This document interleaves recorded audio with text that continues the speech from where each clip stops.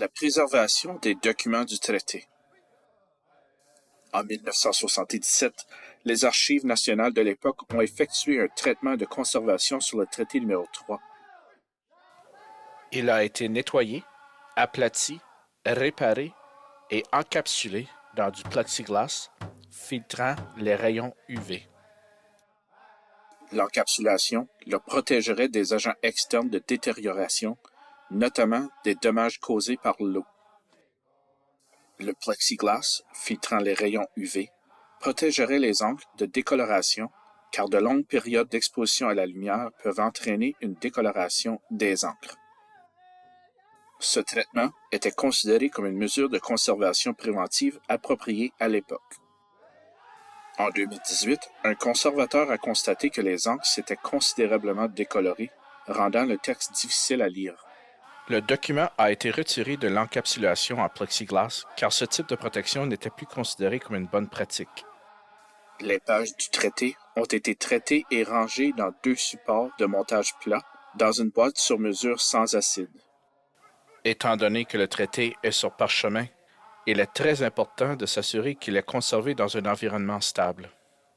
Les fluctuations de l'humidité relative peuvent provoquer l'expansion et la contraction du parchemin, entraînant des dommages et des déformations.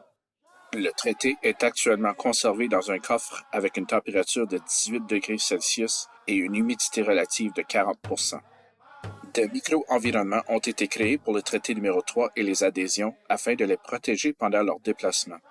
Cela permettra de préserver les documents du traité des fluctuations de température et d'humidité relative dans l'environnement ambiant.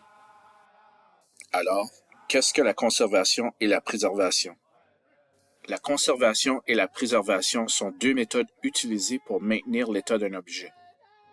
La conservation est l'intervention pratique consistant à travailler directement sur un objet pour préserver son état actuel et atténuer toute détérioration ultérieure.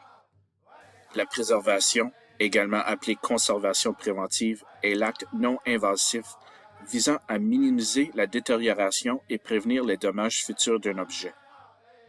Cela se fait en contrôlant la température, l'humidité, la lumière, la sécurité, la manipulation et d'autres agents potentiellement dommageables pour les objets lorsqu'ils sont stockés ou exposés.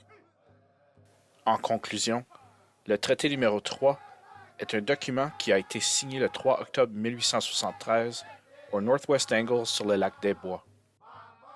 Ce traité revêt une grande importance historique et culturelle pour les communautés Anishinaabe de la région.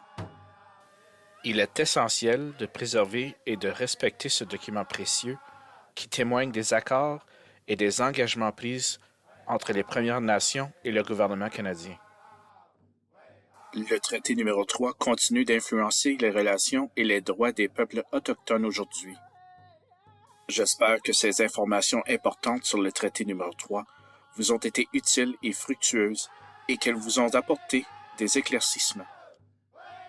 Il est crucial de comprendre l'importance de ce traité dans l'histoire et la culture des communautés Anishinaabe.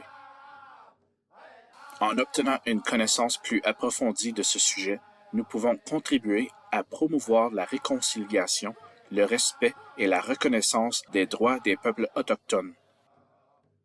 Continuez à vous informer et à partager cette richesse de connaissances avec les autres. Merci.